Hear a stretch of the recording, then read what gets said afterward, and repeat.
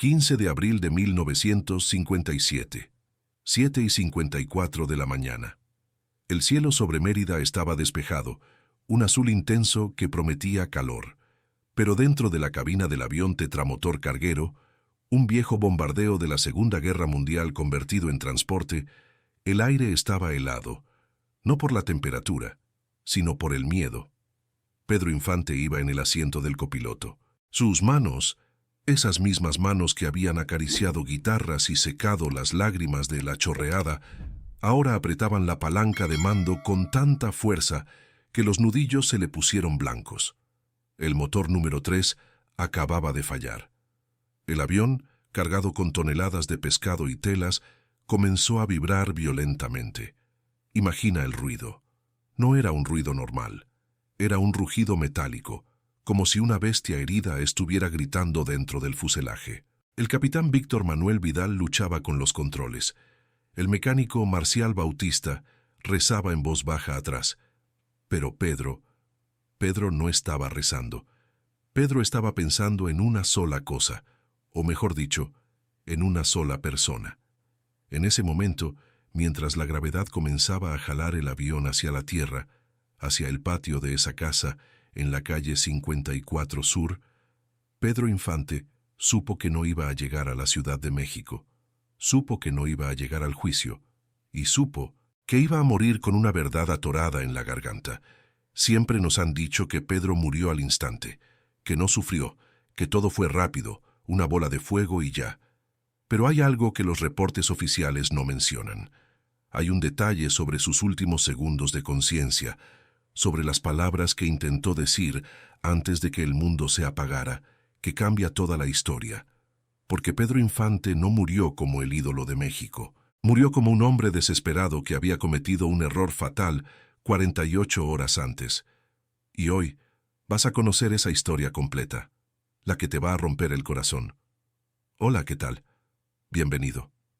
Si tú también creciste escuchando Amorcito Corazón en la radio de tu abuela, o si alguna vez lloraste con Nosotros los pobres, este es tu lugar. Antes de contarte qué fue lo que realmente pasó en esa cabina, quiero pedirte un favor rápido. Suscríbete al canal ahora mismo. Estamos rescatando la memoria de nuestra época de oro y necesito de tu ayuda para que estas historias no se pierdan. Y de paso, déjame en los comentarios, ¿desde qué ciudad y país me estás viendo? Quiero saber hasta qué rincón del mundo llegó el cariño por nuestro ídolo de Guamúchil.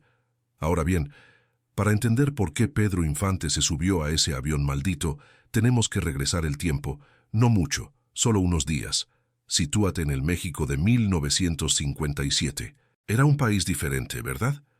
Un México donde la palabra de un hombre valía más que un contrato, donde los caballeros se quitaban el sombrero y donde el cine, bueno, el cine era nuestra vida. Pedro lo tenía todo. A ver, piénsalo un momento. Tenía 39 años. Estaba en la cima absoluta. No había hombre más famoso, más rico, ni más querido en toda América Latina. Las mujeres se desmayaban cuando él sonreía de lado. Los hombres querían ser sus compadres. Los niños querían que fuera su papá. Parecía que la vida le sonreía. Pero, y aquí es donde la historia se pone oscura, eso era lo que veíamos en las pantallas. La realidad, puertas adentro, era un infierno. Pedro estaba viviendo una doble vida. Y no me refiero a nada criminal, no. Me refiero a una tortura emocional que lo estaba consumiendo vivo. Por un lado, tenía a María Luisa León, su primera esposa, la mujer que lo hizo, literalmente. Ella fue la que lo sacó de Sinaloa, la que le enseñó a vestir, la que le quitó el acento ranchero muy marcado al principio, la que lo empujó a la fama. Pedro le debía su carrera, y legalmente seguía casado con ella. Pero por el otro lado estaba Irma Dorantes, la jovencita de ojos claros, el amor fresco, la madre de su pequeña hija, Irmita.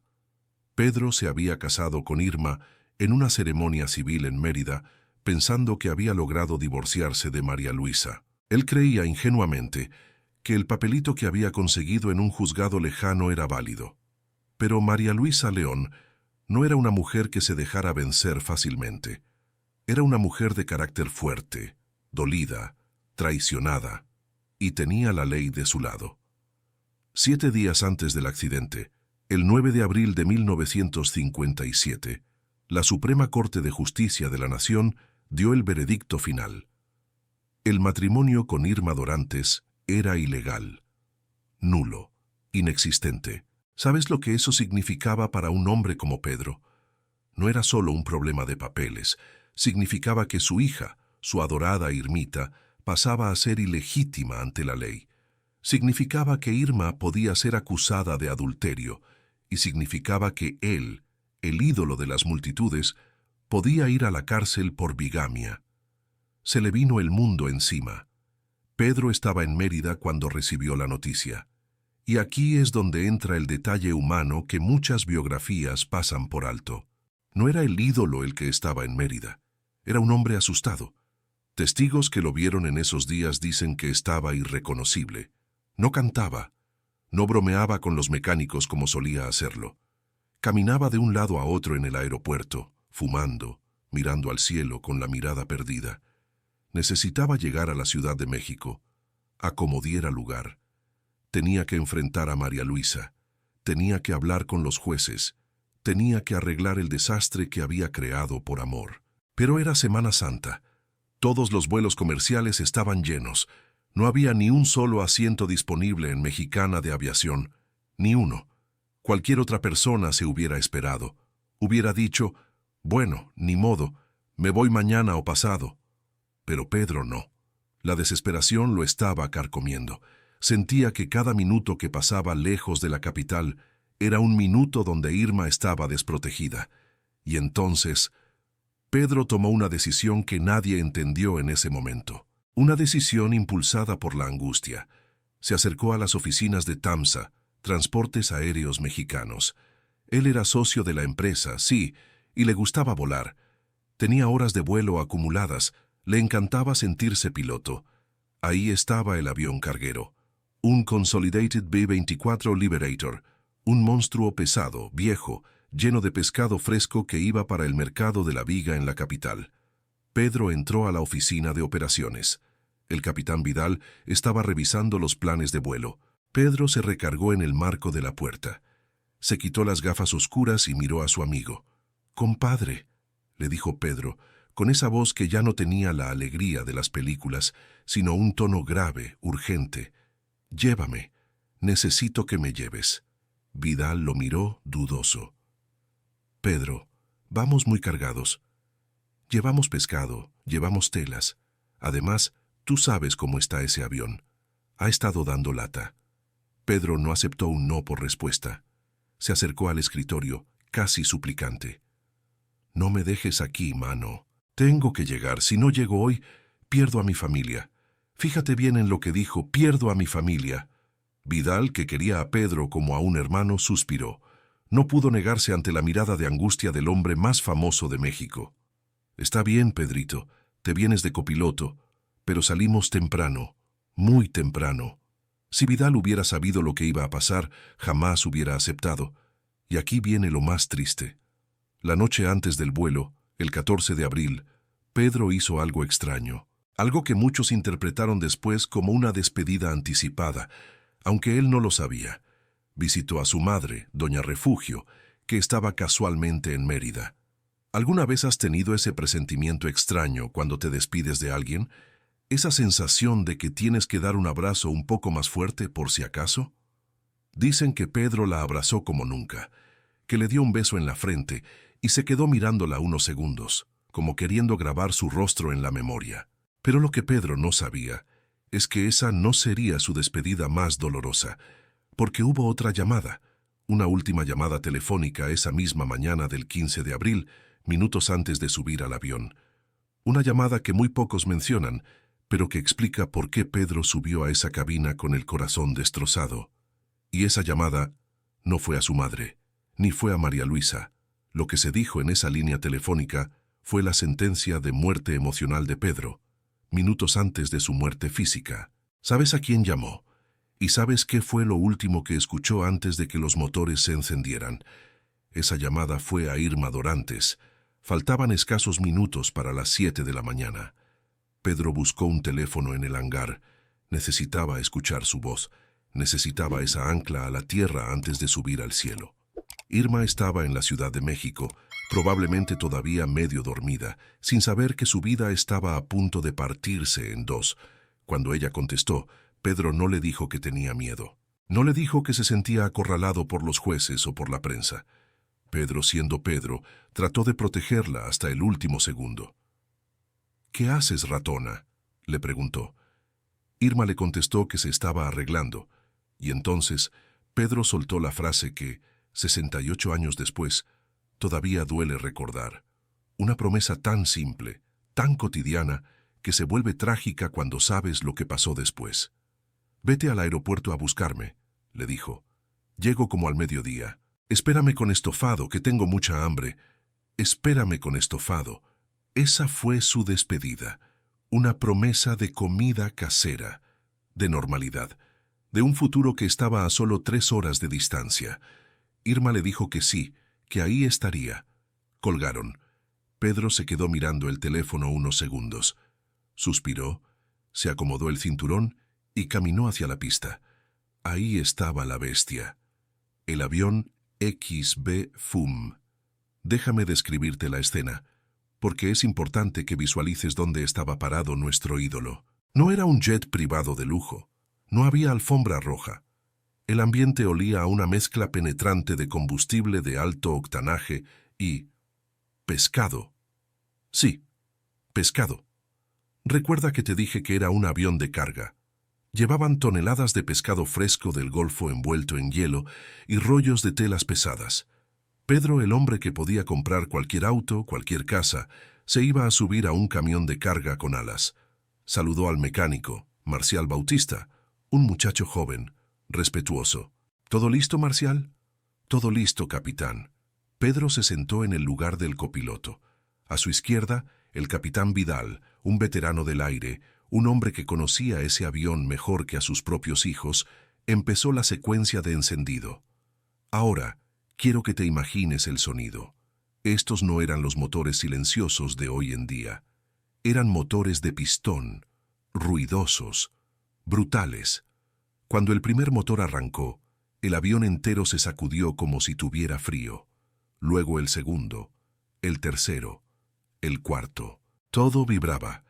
El tablero de instrumentos, los pedales, los asientos. Eran las 7:30 de la mañana. El sol ya empezaba a calentar la lámina del fuselaje. Vidal pidió permiso a la torre de control. La voz en la radio les dio luz verde para usar la pista 10. «Vámonos, compadre», dijo Vidal. «Vámonos», respondió Pedro. El avión comenzó a rodar, lento al principio, pesado por la carga. Se sentía el esfuerzo de la máquina. Pedro iba concentrado, revisando los indicadores. Presión de aceite, temperatura, revoluciones. Él no iba de pasajero. Él iba trabajando. Le gustaba sentirse útil. Le gustaba sentir que controlaba su destino. Llegaron a la cabecera de la pista. Vidal empujó las palancas de potencia al máximo. El rugido se volvió ensordecedor. El avión corrió por el asfalto, más rápido, más rápido. La nariz se levantó y por un momento todo pareció perfecto. Se despegaron del suelo. Esa sensación mágica de dejar la tierra atrás. Pedro debió sentir un alivio inmenso en ese instante. Ya estaba en el aire. Ya estaba volando hacia Irma. Ya estaba dejando atrás los problemas de Mérida. En 3 horas estaría abrazando a su hija. En 3 horas todo se arreglaría, pero el destino es caprichoso y a veces cruel. El avión comenzó a ganar altura. Cruzaron los 100 metros, 200 metros. Abajo, la ciudad de Mérida se veía tranquila, despertando apenas. Las casas blancas, los patios, la gente caminando hacia sus trabajos sin saber que el ídolo de México estaba pasando justo encima de sus cabezas. Y entonces ocurrió. No fue una explosión, al menos no al principio. Fue un cambio en el sonido. Tú sabes cómo suena un ventilador cuando funciona bien. un zumbido constante. Pero si de repente una aspa se atora o el motor falla, el sonido cambia, se vuelve irregular, angustiante. Eso fue lo que escuchó Pedro. El motor número 3. El motor interior del lado derecho. De golpe, la aguja de las revoluciones de ese motor se volvió loca. El avión dio un jalón brusco hacia la derecha, como si una mano gigante invisible lo hubiera empujado. «¡Falla en el 3!», gritó Vidal. La calma de la cabina se rompió en 1000 pedazos. Pedro reaccionó por instinto. Sus manos volaron a los controles para ayudar a Vidal a mantener el avión derecho. Ahora, quiero explicarte algo técnico, pero muy sencillo para que entiendas el terror de este momento. Cuando un motor falla en un avión de 4 motores, no te caes inmediatamente. El avión puede volar con 3, incluso con 2, si va vacío. Pero el XB Fume no iba vacío. Iba pesadísimo. Llevaba toneladas de carga mal distribuida y combustible a tope para llegar a México. El avión pesaba más de lo que esos 3 motores viejos podían cargar sin impulso. Vidal intentó embanderar la hélice. Eso significa poner las aspas de perfil para que no frenen el aire. Si no lo haces, la hélice muerta actúa como una pared, frenando el avión de ese lado y haciéndolo girar sin control. Pero la hélice se trabó. No obedeció. En cuestión de segundos, el avión dejó de subir. Se quedó suspendido en el aire luchando contra la física. Pedro miró a Vidal. Vidal miró a Pedro. En esa mirada no hubo palabras. Hubo una confirmación espantosa. El avión no estaba subiendo.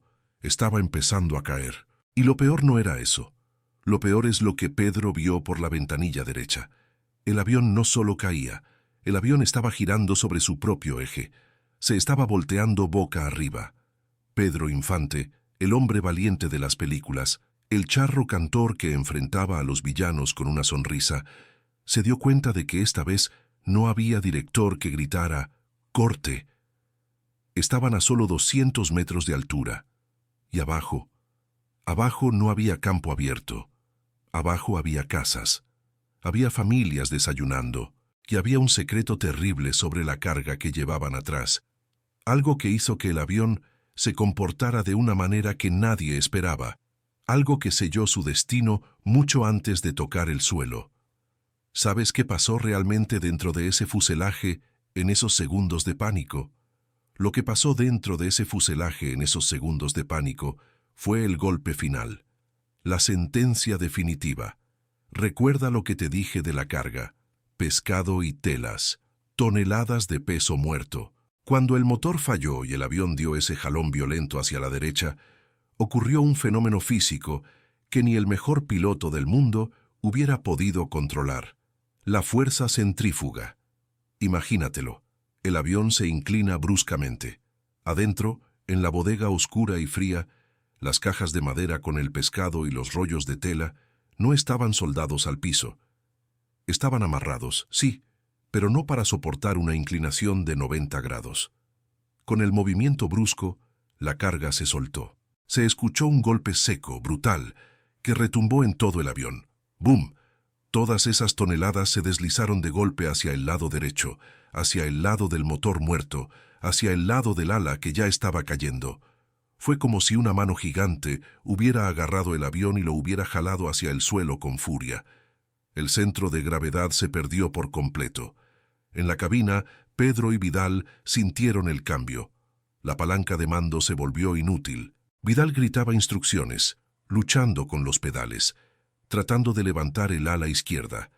Pedro, con esa fuerza física que le había dado el gimnasio y el trabajo duro, jalaba el mando hacia atrás con las 2 manos, apretando los dientes, tratando de domar a la bestia.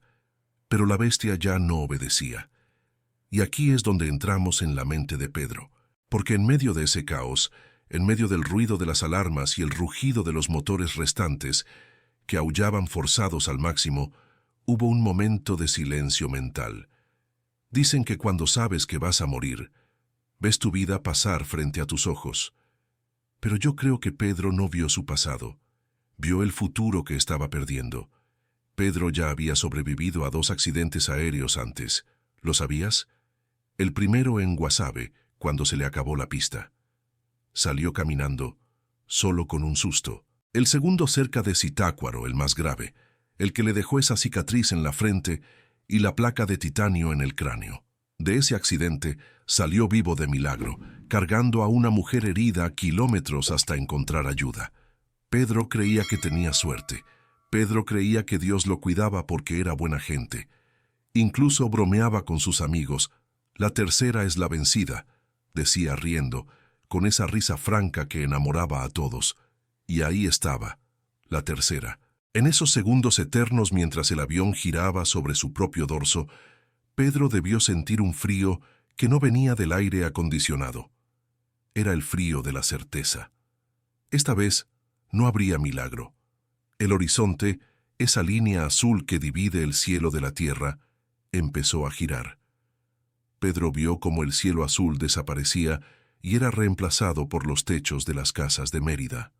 Vio los árboles, vio los tendederos de ropa en los patios. El mundo se puso de cabeza, literalmente. El avión quedó invertido, panza arriba, cayendo como una piedra de 20 toneladas. Te imaginas la desesperación. Estás amarrado a tu asiento. Ves el suelo acercarse a una velocidad vertiginosa. Tienes las manos en los controles, pero es como si estuvieras manejando un coche de juguete. No haces nada. Pedro miró de reojo a Vidal. El capitán tenía la cara bañada en sudor, los ojos desorbitados.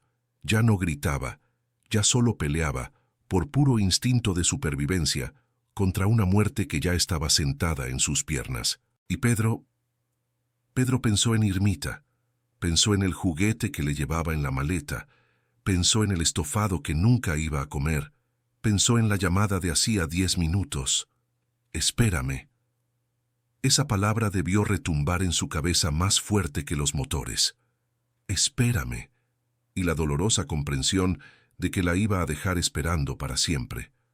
Hay una frase que Pedro dijo en una de sus películas: «Ustedes los ricos». Decía: «El dinero no compra la vida». ¡Qué ironía tan grande! Ahí iba el hombre más rico del espectáculo, en un avión cargado de mercancía, y nada de eso servía para comprarle un minuto más de existencia. El avión bajó de los 100 metros.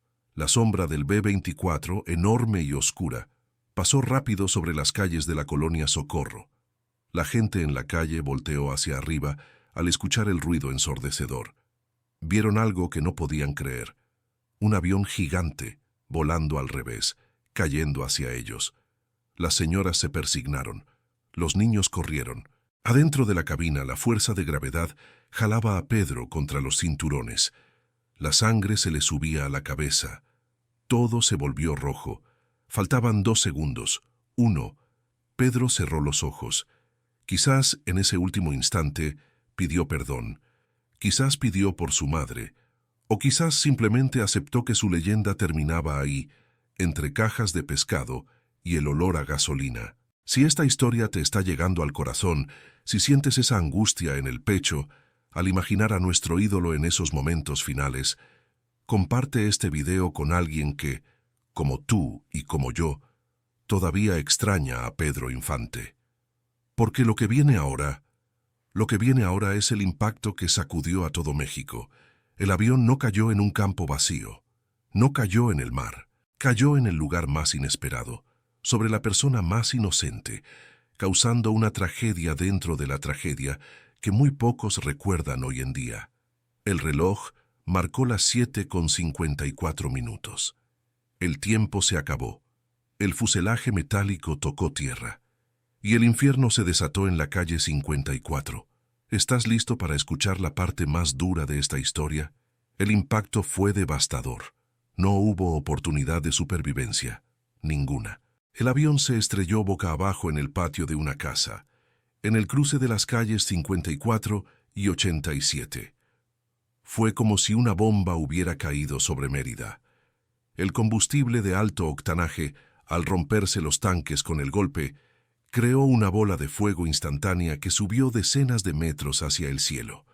Una columna de humo negro, denso y grasiento, se levantó como una señal de luto visible desde toda la ciudad. Pero la tragedia no se detuvo con los hombres del avión. Recuerda que te dije que el avión cayó en una casa. Ahí vivía una muchacha, Ruth Rosell Chan. Tenía 19 años. Era una joven llena de vida, con sueños, con futuro. En ese preciso momento, Ruth estaba en el patio.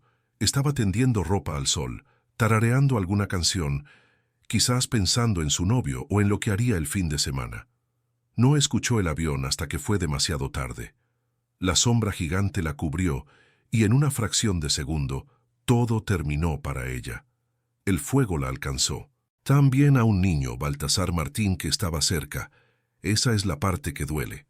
Pedro, el hombre que amaba a los niños, el hombre que protegía a los débiles, sin quererlo, sin saberlo, se llevó vidas inocentes con él en su viaje final.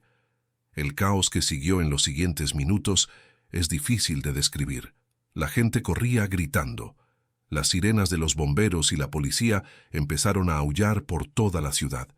Los vecinos intentaban apagar el fuego con cubetas de agua, pero era inútil. El calor era tan intenso que derretía el metal. El olor era una mezcla insoportable de gasolina quemada, pescado cocinado por el fuego y muerte. Cuando las llamas bajaron un poco, los rescatistas pudieron acercarse.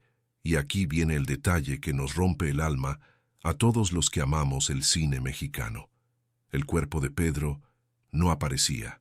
O mejor dicho, no aparecía el Pedro Infante que todos conocíamos. Entre los hierros retorcidos de la cabina encontraron los restos de 2 hombres. Estaban irreconocibles, totalmente calcinados. El fuego había consumido la ropa, la piel, los rasgos. Ese rostro que había sonriado en A Toda Máquina, esos ojos que habían llorado por el Torito, esa boca que había cantado 100 años, ya no existían. El fuego borró al ídolo. Solo quedó el hombre. La confusión era total. La gente se arremolinaba alrededor de los cordones policiales. ¿Quién iba en el avión?, preguntaban. ¿Quiénes son los muertos? Nadie quería decirlo en voz alta. Nadie quería confirmar la sospecha, pero había una pista brillante entre las cenizas y el hollín. En la muñeca de uno de los cuerpos, el fuego no había podido fundir el oro. Había una esclava, una pulsera gruesa, pesada de oro macizo, y un anillo con un diamante. Uno de los rescatistas, con lágrimas en los ojos porque ya empezaba a entender, limpió con cuidado la joya. Y ahí, grabadas en el metal, estaban las palabras que confirmaron la pesadilla de todo un país. Las iniciales y un nombre. Además, cuando los médicos forenses revisaron lo que quedaba, encontraron algo más, algo que solo Pedro tenía. La placa de titanio en el cráneo, aquella placa que le pusieron después del accidente de 1949. Esa placa, que era el testimonio de que había burlado a la muerte una vez. Esta vez, la placa solo sirvió para identificar sus restos. La noticia corrió como pólvora, más rápido que el fuego. «Se mató Pedro Infante, se mató Pedro Infante». La frase pasaba de boca en boca. Los locutores de radio interrumpieron la programación con la voz quebrada. En la XCW, en la Ciudad de México, el locutor tuvo que tomar aire 2 veces antes de poder leer el cable. «Señoras y señores, tenemos una noticia terrible, confirmada. Pedro Infante ha muerto». El país se detuvo, literalmente. Las mujeres soltaron lo que tenían en las manos. Los hombres apagaron las máquinas en las fábricas. En los mercados, el silencio se hizo pesado, denso. Y luego, el llanto. No fue un llanto normal.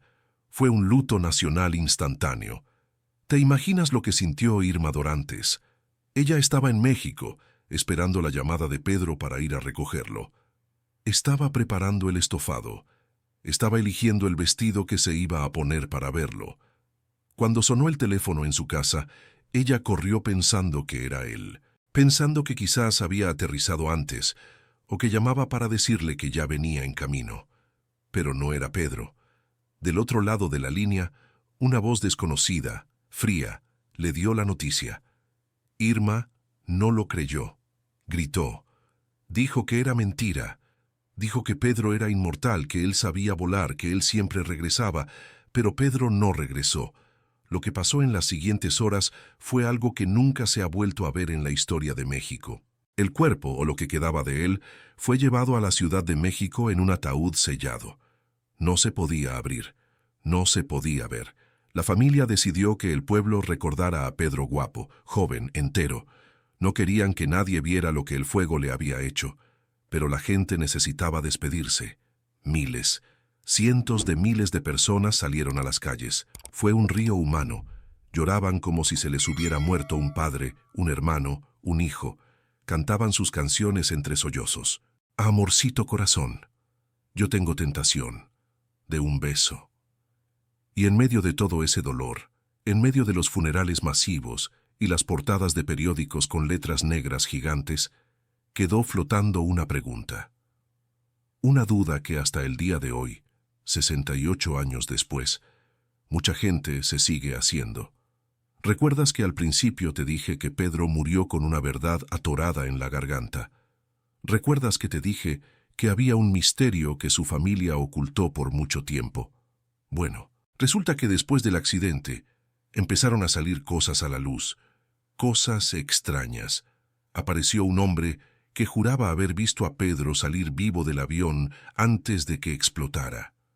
Aparecieron cartas, aparecieron rumores de que Pedro estaba harto de la fama y que todo había sido un montaje para escapar de sus problemas legales con María Luisa. ¿Es posible que el ídolo de Guamúchil no hubiera muerto ese día? ¿Es posible que la tumba en el Panteón Jardín esté vacía? O quizás la verdad es más simple, pero más dolorosa. Déjame contarte la conclusión final de esta historia.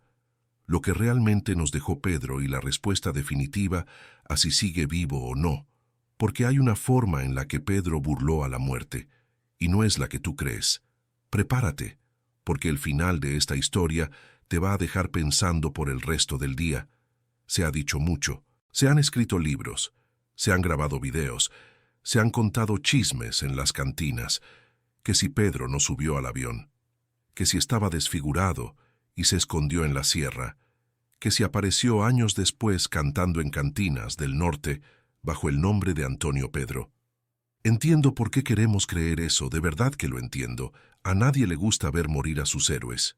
Nos duele tanto aceptar que un hombre tan lleno de vida, tan fuerte, tan nuestro, pudiera desaparecer en un segundo, que nuestra mente inventa finales alternativos.